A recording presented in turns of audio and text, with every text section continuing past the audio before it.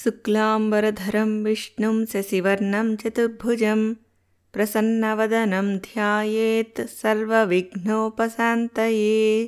విమలపటీ కమలకుటీ పుస్తకరుద్రాక్షసస్తహస్తపుటీ కామాక్షి పక్ష్మలాక్షి కలిత విపంచీ విభాసి వైరించి. వ్యాసం వసిష్ఠనప్తారాం శక్తిః పౌత్రమకల్మషం పరాశరాత్మజం వందే సుఖతాతం తపోనిధిం. వ్యాసాయ విష్ణురూపాయ వ్యాసరూపాయ విష్ణవే నమో వై బ్రహ్మనిధయే వాసిష్ఠాయ నమో నమః.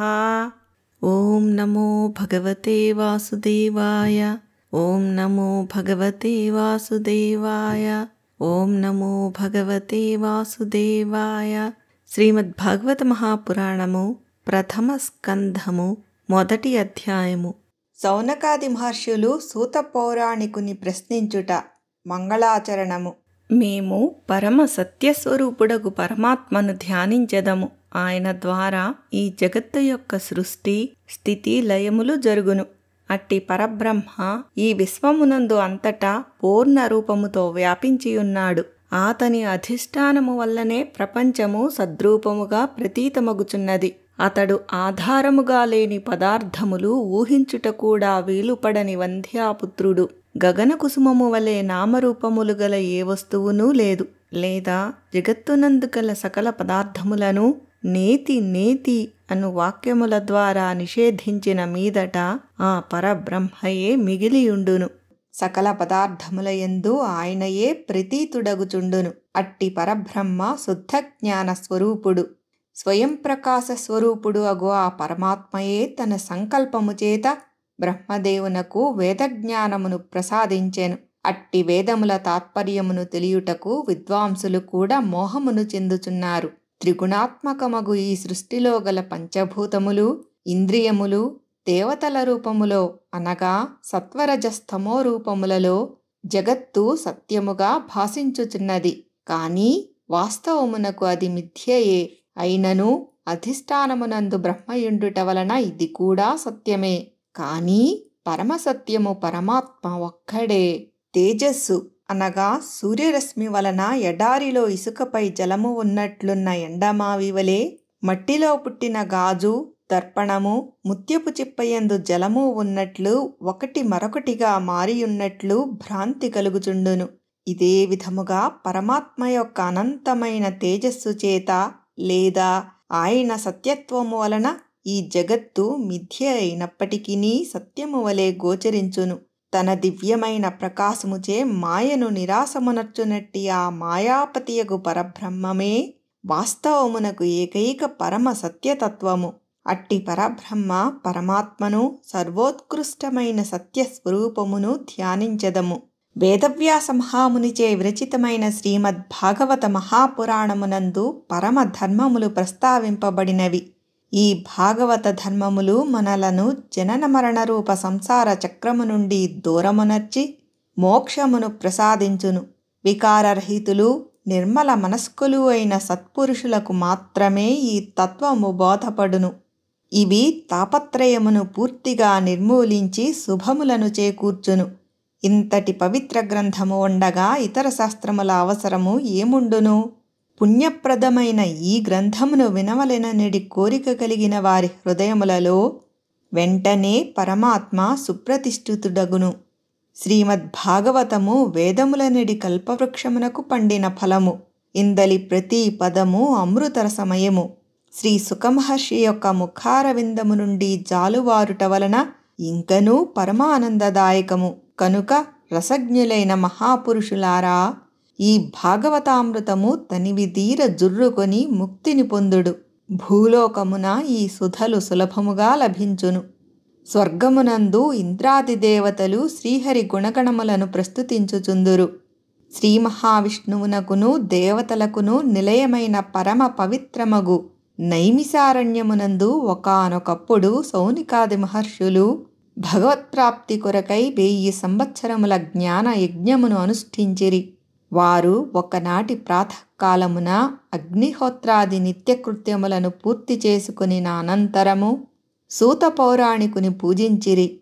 పిదపవారు ఆయనను ఉన్నతాసనమున కూర్చుండజేసి సాదరముగా ఇట్లు ప్రశ్నించిరి.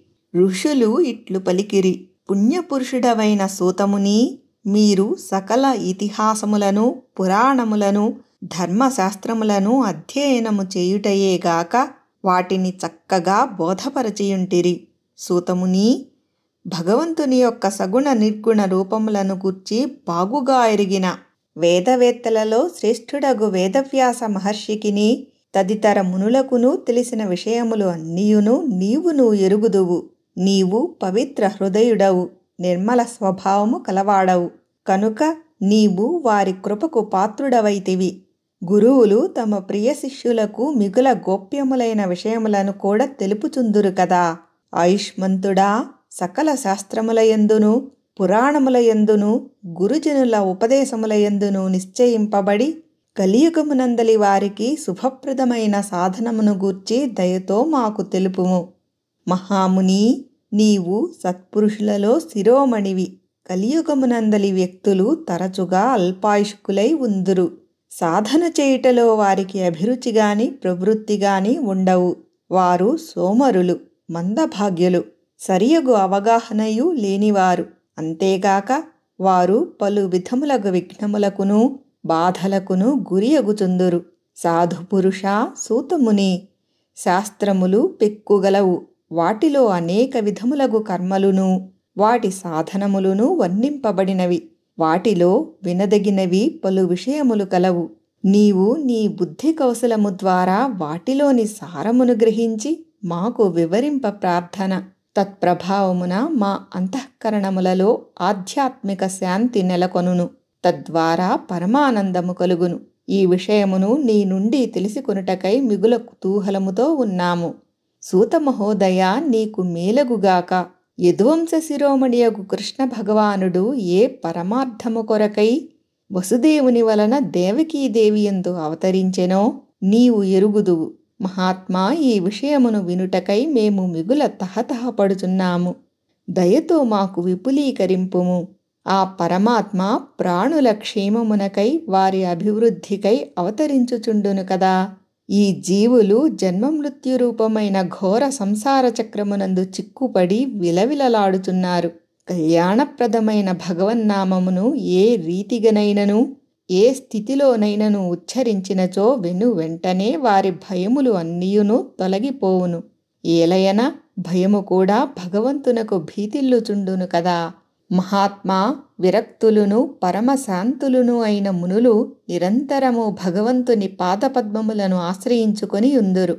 కనుక ఆ మహాపురుషుల సాంగత్యము చేతనే సకల జనులును వెంటనే పునీతులగుచుందురు. గంగాజలము మాత్రము పెక్కు దినముల వరకు సేవించిన వారినే పవిత్రులునుగా చేయుచుండును. పుణ్యాత్ములైన భక్తులు ఆ భగవంతుని లీలలను అనవరతము గానము చేయుచునే యుందురు. కలియుగ దోషములను రూపుమాపునట్టి ఆ పరమ పురుషుని పవిత్ర యశోవైభవములను ఆత్మశుద్ధిని కోరుకొనుచుండునట్టి మానవుడు ఎవడు వినకుండును? పరమాత్ముని యొక్క లీలలను గానము శ్రవణము చేసినంత మాత్రముననే మానవునకు అంతఃకరణ శుద్ధి ఏర్పడును. భగవంతుడు పెక్కు లీలావతారములను ధరించుచుండును. నారదాది మహాత్ములు మిగుల ఉదారములైన ఆ భగవల్లీలలను అన్నింటినీ భక్తి శ్రద్ధలతో గానము చేసి ఉండిరి. శ్రద్ధాళువులమైన మాకు వాటిని దయతో వివరింపుము.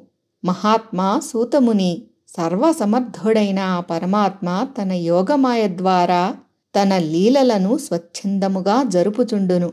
ఇప్పుడు మంగళమయములైన శ్రీహరి అవతార కథలను వివరింపుము. లోకవిఖ్యాతములైన ఆ భగవంతుని లీలలను ఎంతగా వినినను మాకు తనివి తీరకుండును. ఏలయన రసజ్ఞులైన శ్రోతలు భగవల్లీలా వృత్తాంతములయందలి ప్రతి పదమును ఆస్వాదించుచునే యుందురు. కపటనాటక సూత్రధారి అయిన శ్రీకృష్ణ పరమాత్మ ఐశ్వర్యమయములైన తన స్వరూపములను దాచి బలరామునితో కూడి వివిధ లీలలను నెరపెను. లోకాతీతములైన ఆ దివ్యలీలలను మనుష్యమాతృడెవ్వడునూ నిర్వహింపజాలడు. ఆ శ్రీహరిగాథలను వినుటకు మేము మిగుల ఉత్కంఠతతో ఉన్నాము. కలియుగము ప్రవేశించిన విషయమును ఎరిగి మేము ఈ వైష్ణవ క్షేత్రమునందు 1000 సంవత్సరముల దీర్ఘకాలము సాగునట్టి సత్రయాగమును నిర్వహించు సంకల్పముతో చేరియున్నాము. ఆ వృత్తాంతములను వినుటకే నీ కడకు వచ్చితిమి. ఈ కలియుగమునందు ప్రాణుల పవిత్రత శక్తులు క్షీణించును. సముద్రమును దాటగోరెడు వానికి కర్ణధారి అనగా చుక్కాని పట్టువాడు వలె దుస్తరమైన ఈ సంసార సాగరము నుండి బయటపడుటకు మా అదృష్టవశమున మాకు నీవు లభించితివి. మాపై గల అనుగ్రహముతో ఈ బ్రహ్మదేవుడు మాకు నిన్ను చూపెను. ధర్మరక్షకుడు, బ్రాహ్మణ భక్తుడు, యోగేశ్వరుడు అయిన శ్రీకృష్ణ భగవానుడు తన పరంధామమును చేరినంతనే ధర్మము ఎవరిని శరణుజొచ్చెనో దయతో తెలుపుము.